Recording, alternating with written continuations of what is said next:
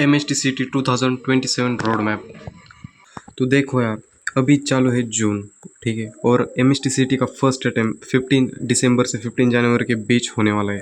ये अब तक तुमने भी सुन ही लिया होगा। तो आज की इस वीडियो में तुम्हें एग्जैक्टली रोड मैप दूंगा कि तुम्हें क्या क्या करना है फर्स्ट अटैम्प्ट से पहले, जिससे तुम्हारी फुल प्रिपरेशन हो जाए। तो चलिए स्टार्ट करते हैं। सबसे पहले बात करते हैं तुम्हारी कंडीशन, यानी तुम इन चारों में से किस में आते हो। टाइप ऑफ स्टूडेंट, मतलब देखो, एक तो तुम्हारा रेगुलर कॉलेज होगा या फिर तुम एक डमी स्टूडेंट होंगे। अगर तुम्हारा रेगुलर कॉलेज है तुम्हारा, तो तुम कॉलेज करने के बाद ऑफलाइन क्लासेस में जाते होगे, या फिर तुम कॉलेज करने के बाद ऑनलाइन भी करते होंगे। सेम अगर तुम्हारा डमी है तो तुम एक तो ऑफलाइन लगाई होगी तुमने कई बार, या फिर तुम टोटली ऑनलाइन पर डिपेंडेंट होंगे। इन चारों में से तुम्हारी कोई से भी एक कंडीशन तुम्हारी होगी। तो कोई सी भी कंडीशन होने दो, ये वीडियो तुम्हारे लिए हेल्पफुल रहेगा। मतलब तुम्हें समझ में आएगा कि एग्जैक्टली तुम्हें करना क्या है इन 5 से 6 महीनों में। इस वीडियो को ड्रॉपर देख सकता है और क्लास 12 के सारे लड़के देख सकते हैं, मतलब क्लास 12 के सारे स्टूडेंट्स देख सकते हैं, ठीक है। तो चलो यार शुरू करते हैं। तो सबसे पहले देखो तुम्हें करना क्या है बेसिकली। तो अभी जून चल रहा है और जून से अक्टूबर या फिर ज़्यादा से ज़्यादा अक्टूबर एंड तक, नवंबर की स्टार्टिंग तक और अक्टूबर के एंड तक तुम्हें 12th का पूरा सिलेबस एंड करना है। मतलब पूरा फिनिश ही कर देना है 12th का सिलेबस। यानी 3 से 4 महीने में तुम्हें 12th का पूरा सिलेबस यहाँ पर फिनिश करना होगा। उसके बाद तुम्हें क्या करना है, अगस्त मतलब अक्टूबर तक या फिर अक्टूबर से नवंबर तक तुम्हें ट्राई करना है पूरा फिनिश करने का। उसके बाद नवंबर से दिसंबर 15 तक तुम्हें इन 2 महीनों में क्या क्या करना है। कवर 11th जो है तुम्हें तब कवर करनी है। बाद में रिवीजन करना है 12th का, जो तुमने पहले जो कंप्लीट किया 12th उसका रिवीजन करना है। और उसके बाद जो मेन चीज़ है वो है मॉक प्रैक्टिस। इन्हीं दो महीनों में तुम्हें मॉक टेस्ट भी देनी है, ठीक है। फिर 15 दिसंबर से 15 जनवरी के बीच तुम्हारा फर्स्ट अटेम्प्ट होगा। तो और डिटेल में जाए तो देखो, क्लास 12 के मैथ, केमिस्ट्री और फिजिक्स के इतने चैप्टर, 15 चैप्टर, 16 चैप्टर। तो अगर हमने मान लिया कि 14 मंथ भी है तुम्हारे पास, यानी 120 डेज और 47 चैप्टर, मतलब 2 से 3 दिन तुम्हारा एक चैप्टर मतलब ले रहा है। मतलब एक चैप्टर तुम्हारा 2 से 3 दिन में कंप्लीट होना ही चाहिए। ऐसा सब बोलते हैं पर ये कैलकुलेशन सही नहीं है। मतलब होता क्या है कि हम 2 दिन में एक ही चैप्टर नहीं ना करते, तीनों भी साथ में लेके चलते हैं ना। फिजिक्स केमिस्ट्री में तीनों भी साथ में लेके चलते। तो ऐसे कैलकुलेशन रॉन्ग मेथड है। लेकिन तुम ये करके खुद को अलर्ट कर सकते हो कि तुम्हारे पास टाइम बहुत कम है इस टाइम, ठीक है। तो इसलिए तुम ऐसे घर पे एक बार कर सकते हो, तुम्हारे पास कितने डेज बचे हैं उसके अकॉर्डिंग।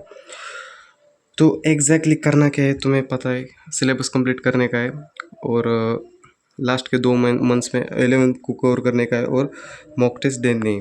अभी सब के करना कैसे है, हाउ टू कंप्लीट सिलेबस। तो देखो यार, अगर तुमने अगर ऑनलाइन बैच ले रखी है, मैं आगे के वीडियो में बताऊंगा कि ऑनलाइन बैचेस कौन सी लेनी चाहिए या फिर क्या स्ट्रक्चर फॉलो करना चाहिए एक कम्प्लीटली ऑनलाइन स्टूडेंट। ये वीडियो तो सबके लिए, ठीक है। तो तुम्हें या तो तुम ऑफलाइन होगे या ऑनलाइन होगे। अगर ऑनलाइन हो तो कंप्लीट करने का है तुम्हें सबसे पहले कंप्लीट लेक्चर्स, उस चैप्टर के सारे लेक्चर्स कंप्लीट करने। उसके बाद सॉल्व लास्ट 4 ईयर्स POQ तुम्हें MHTCT के सॉल्व करने। थर्ड नंबर क्या है, रिवाइज इट पर वीक। मतलब अगर तुम्हारा चैप्टर कोई कंप्लीट होता है तो तुम्हें हर वीक उसका रिवीजन तुम्हें देना है। और जैसे सपोज अभी मेरा एक चैप्टर कंप्लीट हुआ तो एक वीक के बाद मैं उसका रिवीजन भी करूँगा और चैप्टर टेस्ट भी दूंगा। अगर ऑफलाइन क्लास है तुम्हारा तो उसके अकॉर्डिंग चलो तुम, ठीक है। टीचर्स पर ट्रस्ट कर सकते हो ऑफलाइन के, लेकिन इससे ध्यान रखना तुम, ठीक है, कि तुम्हारा कंप्लीट होना चाहिए अक्टूबर एंड तक। तो तुम्हारा क्लास 12 पूरा अच्छे से कवर होना चाहिए। 4th पॉइंट क्या है, सिलेक्ट एनी रेफरेंस बुक। देखो रेफरेंस बुक में मैं यही कहूँगा कि अभी तो बिल्कुल मतलब रेफरेंस बुक के पीछे मत भागो। पहले तुम क्या करो, 4 ईयर्स के POQ को कंप्लीट करो। मतलब मैं एक सच्ची बात बताऊँ तो जो एवरेज स्टूडेंट है ना, उसके 2 ईयर से ज़्यादा POQ सॉल्व ही नहीं होंगे। मैं सच में कह रहा हूँ, 2 ईयर से ज़्यादा PYQ उसके सॉल्व ही नहीं होंगे और वो बात कर रहा है रेफरेंस बुक की, टारगेट लो या रन थ्रू। नहीं भाई, तू पहले 4 ईयर्स के PYQ तेरे कंप्लीट होते हैं या नहीं ये देख, ठीक है।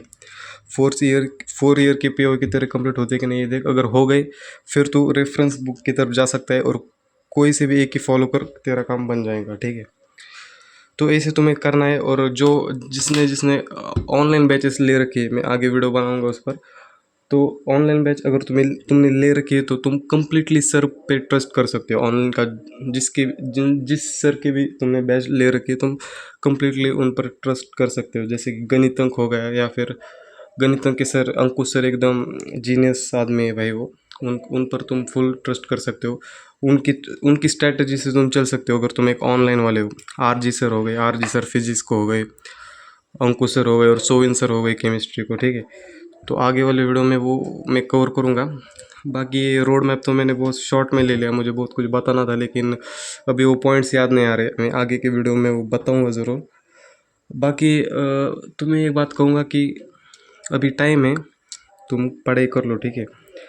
मतलब अभी ज़्यादा टाइम नहीं, जितने लेक्चर डेली होते हैं उतने रेगुलरली लाइव रहो लेक्चर्स के साथ। बैकलॉग मत होने देना। और टाइम नहीं है भाई तुम्हारे, हमारे टाइम पे बहुत टाइम था। अप्रैल में था हमारा अटेम्प्ट, पर तुम्हारा डायरेक्ट December 15 से चालू होगा। इस डेडलाइन को लिख ही लो तुम, ठीक है। बाकी मुझे बहुत कुछ बताना था तुम्हें, पर इस टाइम याद नहीं आ रहा, सच में याद नहीं आ रहा। तो अगले किसी वीडियो में बताऊंगा, ठीक है। बाकी कोई डाउट होंगे तो पूछ सकते हो। चलो बाय।